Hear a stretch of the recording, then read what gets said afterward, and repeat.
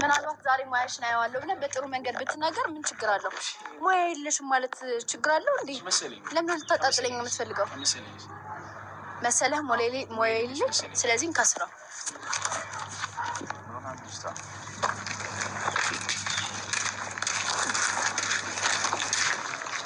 ምን ሆነሽ ነው? ሙያ የለሽም ስላልኩ ድብሮች ነው?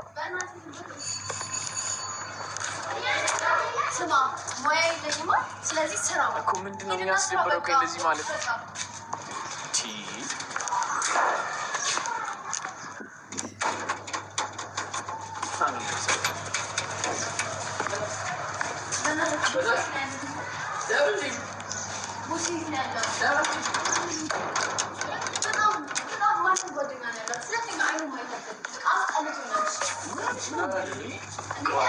ቤተሰቦችን ትቼ